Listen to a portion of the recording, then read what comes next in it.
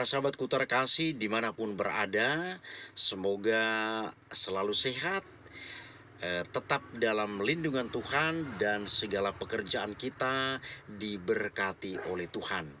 Sesi ini saya mengajak kita bersama untuk menyimak sebuah video pengakuan yang jujur dari seorang muslim. Kita simak video ini dengan baik, lalu nanti saya akan memberikan beberapa tanggapan penting. Ini gua mau bahas soal agama gua sendiri ya, agama Islam atau Muslim. Gua lihat-lihat ya di video, kebanyakan orang Islam itu nggak pernah dihargai di luar negeri. Kebanyakan tidak dihargai sama sekali agama Muslim di luar negeri itu. Apalagi di India, masjidnya sampai dirusak, orang Muslimnya sampai disiram pakai air, terus dihina, dicaci, dimaki. Itu sebenarnya bukan kesalahan dari agama lain, itu kesalahan dari agama kita sendiri, agama Islam. Karena agama Islam itu jarang ada yang bisa toleransi terhadap agama lain. Seperti di Indonesia ya, gua lihat ustadz-ustadz ini jarang banget bisa toleransi terhadap agama lain. Seperti agama Kristen, agama Hindu, Buddha, dan lain sebagainya. Itu tidak ada toleransi sama sekali. Jadi wajar mereka melakukan hal yang sama terhadap agama kita. Jadi jangan pernah sekali-sekali menyalahkan agama lain karena tidak bisa toleransi terhadap agama kita. Justru kesalahan itu dari kita sendiri, makanya kita dibalas sama agama lain. Jadi tolong ya, yang beragama Muslim bisa saling toleransi terhadap agama lain. Sahabatku terkasih, kita sama-sama sudah menyimak video ini. Ini adalah sebuah pengakuan yang jujur dari seorang muslim.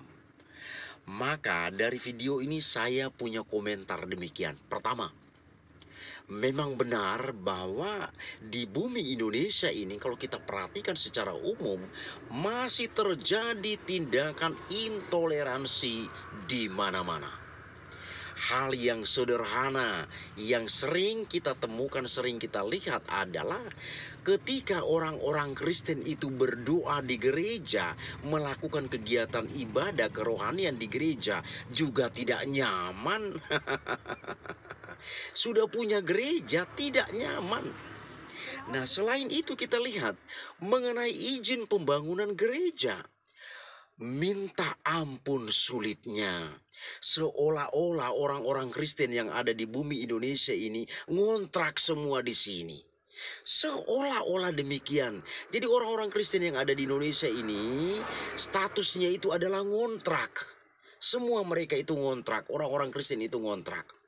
Yang punya bumi Indonesia ini, punya tanah Indonesia ini adalah kaum mayoritas. Itu yang kita lihat. Jadi melakukan pembangunan gereja, minta izin, mengurus izin pembangunan gereja begitu sulit. Ini fakta yang kita temukan di mana-mana. Bahkan ketika sedang dalam pembangunan, datang orang-orang dari kaum mayoritas ini melakukan aksi demonstrasi. Lalu berdoa di rumah pun, berdoa di rumah, melakukan kebaktian di rumah misalnya pun, datang kelompok mayoritas melakukan aksi demonstrasi. Dengan satu kalimat, satu kata yang sering keluar terlontar dari mulut-mulut mereka adalah, tempat ini belum ada izin. Inilah pembelaan diri yang selalu dilakukan oleh kaum mayoritas. Seolah-olah seperti yang saya katakan tadi, orang-orang Kristen itu di bumi Indonesia ini, orang-orang Kristen itu ngontrak. Semua orang Kristen di Indonesia ini ngontrak. Yang pemilik sah tanah ini adalah kaum mayoritas. Itu yang kita temukan. Jadi memang benar ini sebuah pengakuan yang jujur dari seorang muslim mengenai intoleransi yang terjadi di bumi Indonesia ini. Jadi ini tidak atau bukan merupakan sebuah hal yang baru atau yang dapat dipungkiri. Memang fenomena demikian, bahwa selalu terjadi tindakan intoleransi. Maka seperti kami katakan tadi, orang berdoa di rumah diganggu. Orang berdoa di gereja pun tidak nyaman. Mengurus izin pembangunan gereja, syukur-syukur kalau ada izin. Ada teman saya yang pernah menuturkan juga ini. Berpuluh-puluh tahun tidak pernah diizinkan. Lalu ketika orang berdoa selalu datang orang mengatakan tempat ini belum ada izin, belum ada legalitas. Jangan omong kosong, jangan omong kosong. Kenapa belum ada legalitas? Kenapa belum ada izin? Pernah saya katakan dalam video saya sebelumnya. Tidak adanya atau dikatakan selalu belum ada izin, belum ada legalitas karena memang tidak pernah diizinkan. Camkan ini baik-baik. Jadi jangan membentengi diri dengan argumen ini. Jangan membenarkan diri dengan argumen ini ketika Anda melakukan kegiatan intoleransi atau tindakan intoleransi. Jadi kalimat atau kata ini hanyalah sebuah cara membentengi diri, membenarkan diri tentang perbuatan yang dilakukan itu. Seperti yang terjadi di Sukabumi, Jawa Barat, anak-anak muda yang sedang melakukan kegiatan retret. Lalu di sana datanglah sekelompok orang melakukan aksi pengerusakan. Lalu muncullah di sana bahwa tempat ini belum ada izin. Bro, berdoa kepada Tuhan tidak perlu harus ada izin seperti itu. Apalagi itu di sebuah kediaman. Orang berdoa di rumah pun masa harus ada izin? Bagaimana dengan yang Anda semua lakukan? Anda berdoa di rumah, pernahkah ada orang-orang Kristen datang mengganggu? Anda berdoa di jalan raya ketika hari-hari raya tertentu, menggunakan jalan raya sebagai tempat untuk berdoa kalian. Apakah orang-orang Kristen pernah datang membuat aksi demonstrasi? Ini tidak pernah dilakukan oleh orang-orang Kristen. Lihat perbedaannya. Bagaimana tingkat kedewasaan orang-orang Kristen berurusan dengan toleransi atau berurusan dengan kehidupan beragama. Tingkat kedewasaan orang Kristen itu nampak di sana.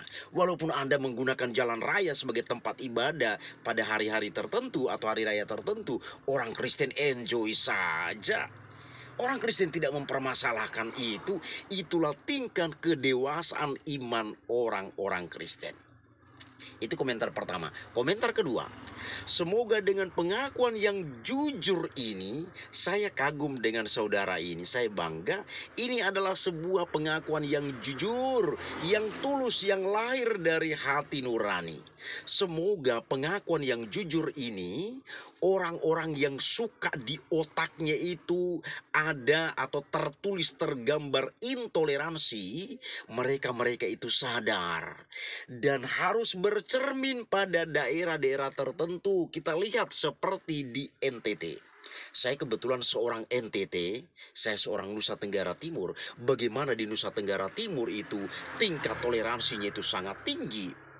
Maka pernah saya katakan dalam video sebelumnya, ketika di NTT itu pembangunan gereja dilakukan, orang-orang umat masyarakat yang ada di sekitar itu dari berbagai agama, termasuk kaum muslim, bahu-membahu ikut dalam pembangunan gereja. Demikian juga sebaliknya. Ketika dilakukan pembangunan masjid, orang-orang Kristen, orang-orang Katolik yang ada di sana ikut bahu-membahu dalam pembangunan rumah ibadah itu.